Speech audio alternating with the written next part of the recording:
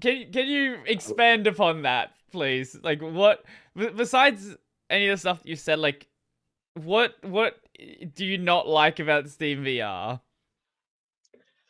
Well, they basically they have so many issues. One I already discussed, like they have this weird dynamic image stuff where like it can be any size that they decide, and if they have to use a fallback, they use a fallback rather than just of their own hardware, and so Mhm, it's like they only care about themselves with their own mhm, time. They don't try to make it usable for anybody else. And the just lack of interest, the amount of times they've broken things, the lack of testing that they do. Like, for example, there was like at least, I think, three separate times when they've messed up a bash script. Like they bash wrap everything, which is awful to start with, but I can kind of understand why they do it, but like Valve seems to it's have a let very bad go. history with bash scripts. Um, yeah. And they basically like update, they basically just completely deleted the script and made it reference this internal script that they never committed, and SteamVR broken links, and you had to use workarounds like going to the old version, and then I think you had to do a few edits, Mhm. and um the reprojection is um a mess. They've recently done some improvements to it. Obviously, I can't tell you what improvements are there other than the changelog of experimental improvements to async reprojection. Um, so hopefully they may get the stuff together, but it's gonna be a painful road for the, you know, maybe the next few weeks or how long it takes. Mhm, mhm. The last, this goes with software development, this goes with road trips, but like the last few moments Mhm, are the most painful. mhm. Okay, well, uh, let's try to put this in like, in a different light, right? Ha Since the time that you've been working on ALVR, have things been getting better at least?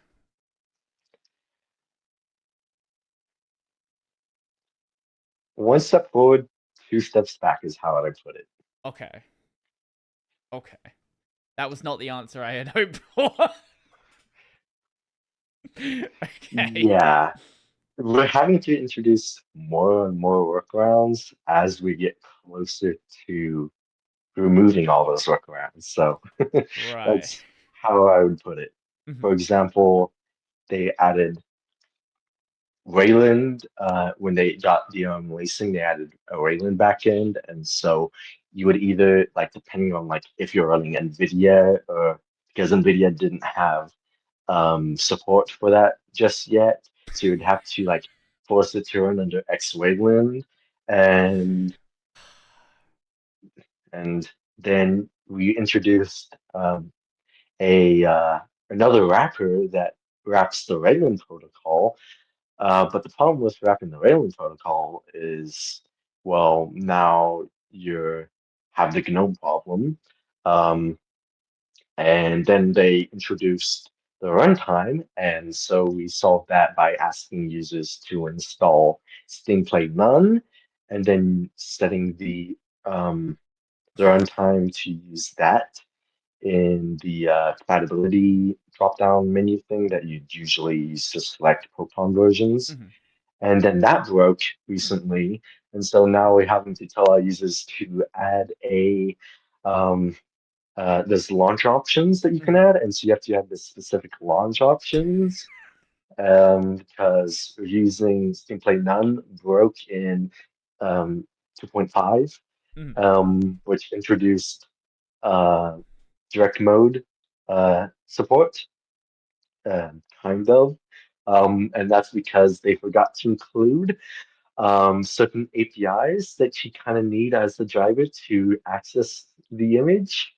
Um, there's this internal VR core API called Receive Shared FD because Vulkan has a API that allows you to turn a file descriptor into a Vulkan image, Mhm. but that wasn't, exposed in the API, and it's not like you can just um, add it to the header file because uh the the the how would I put it? The so file, the symbol is private. Mhm. So if you add it to a header file, it just say that's not found because the function itself isn't exposed to uh, any public interface. Mhm. Mhm. Mhm. So you have to do more hacks. More hacks. And that being you have to use a GNU function. Let me pull it up. Da, da, da, da, da. Of this new guy that came in, personified demon or duck, depending on how it wants to go by. Mhm. Mhm. He's adding monadas for it. Thank you. I gotta scroll so far up. Let's look.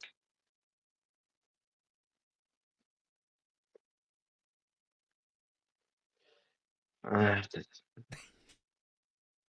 trying to find it. Do good. Do good.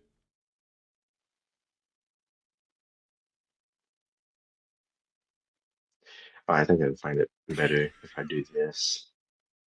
Yeah, it's called DL Iterate PHDR. Mhm. It's a GNU function that allows you to iterate a a object file and find private functions and then do a few more things to get a pointer to that function and then be able to call it. Mhm. And the problem with doing it that way is if they update the that program, the offset to that function changes. And so if they don't, if we happen to get things working before they finally release that API, because there's a few other problems that we have to work out, Mhm. specifically with the present call, we have to re-import images, which you shouldn't do, and the API guarantee isn't actually upheld by the runtime. Um, they didn't check that. Thank you. Um, they're working on that. That's the good thing, though. It's Okay. just gonna Okay. take a while. Um, and so you have to basically at runtime, you have to look at that and then analyze it and then figure out the new offset to that. And it's a mess. It's very much a mess. Maybe this is a much shorter answer. Is there anything that you have worked on that hasn't been a hack and hasn't been a mess and has just been pleasant? There's nothing I worked on with SteamVR that's been pleasant. Okay. Oh. They're good guys, like the people who work on it. Mhm. It's just it's a mess.